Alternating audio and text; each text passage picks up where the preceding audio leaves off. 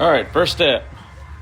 That's my point of origin, and I got everything laid out on how I want it. And then, of course, I plumb bobbed from these locations relative to the coordinate system, and of course, updated the model to reflect that. That way, the connections are where they're supposed to be. And after that, verified everything, confirmed that from the slider to the hoop is 55 inches, which it is. And now we're going to go ahead and click on this and go to part details. There's my directions on how to bend this. I need a piece that's 63 inches long, and this is basically what it's going to look like whenever I put it in the bender. Got to rotate it, so let's get started.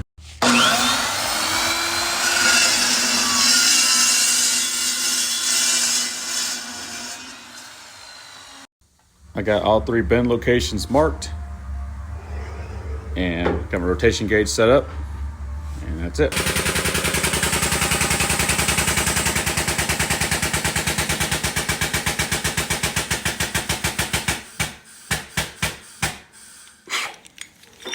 Measure for spring back.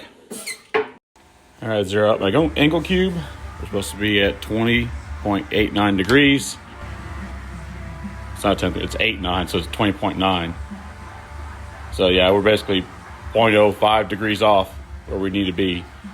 I'm gonna call that good. So now we're on the second location. This is the rotation, 23 degrees, and now we need to go to 13.61, but our spring back's calculated at 16.48, so that's where we're. Yeah, my next location mocked up. Now we're gonna go 23.5. I'll rotate this. And once I get that set, I will clamp the clamp block down and then bend it to 13.61 degrees. So here's our 0 again. Double check our measurements.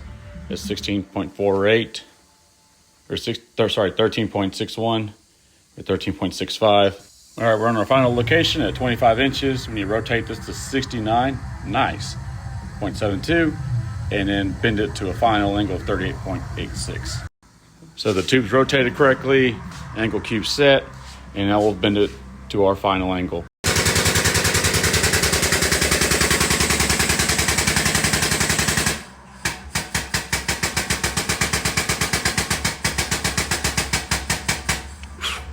All right, zero the cube. Yep, we'll call that good. That's the completed tube. You can see how this is a complicated bend. It's not exactly square. It's got compound angles in it. And then of course you got to accurately go from point A to point B. So the next thing we'll do is we'll notch this. Notching this is this simple. Go to new cut. This tube here is going to attach to this top tube here. And we'll go to complete cut. And that's the cut we need to make. And of course that don't help us out very much. We'll double click this. This is what we need to do. We need to line this up with the outside of the radius, and we need to make this marked 2.06 from the end. And I'll just print this out. There's printed out. So now it's arts and crafts time. We'll cut this piece out.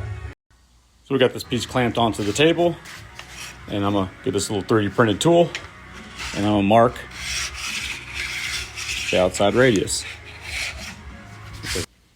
Now we just slide this up, line this up to the mark, and we'll make this 2.06 from the end.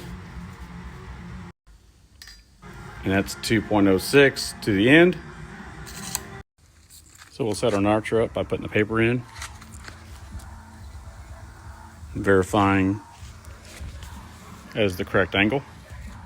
And we'll take this out and put that tube. So I use the center mark and on that paper, and I marked it back there, so that way I can reclock this, and that's it.